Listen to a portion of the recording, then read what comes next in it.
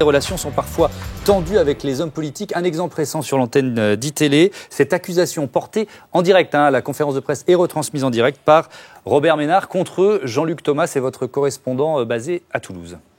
Ce matin, nous étions dans un quartier qui est à l'école Jean Jaurès. Nous avons rencontré les parents, nous avons rencontré le corps enseignant.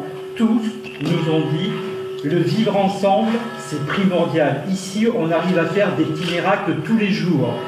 Ce que fait M. Ménard fout tout en l'air en une journée. Vous leur répondez quoi? À ses parents et aux enseignants?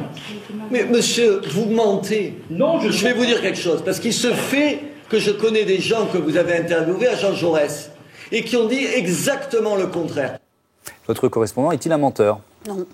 Non, j'ai évidemment vérifié auprès de lui qui il avait rencontré, ce que les gens avaient dit. Les gens avaient tous exprimé ce que nous avons dit, à savoir qu'ils étaient malheureux des propos de Robert Ménard. Je me suis posé la question... Il y a forcément des gens qui pensent comme Robert Ménard, sinon il n'aurait pas été élu dans cette ville.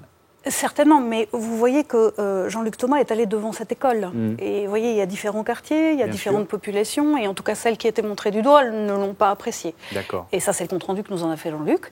On en a reparlé d'ailleurs avec lui. Je me suis même posé la question de savoir s'il fallait, sur l'antenne, revenir sur cet épisode.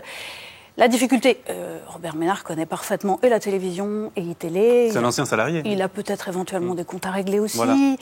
Il profite du direct Pourquoi aussi. Parce qu'il avait été viré? Disons qu'on n'avait pas souhaité continuer à la fin d'une Un saison. peu pour les mêmes raisons qu'Éric Zemmour? En ce qui le concerne, 2 semaines plus tard, on apprenait qu'il était candidat pour cette municipalité et tout ça était déjà en germe. Donc là, c'était assez naturel.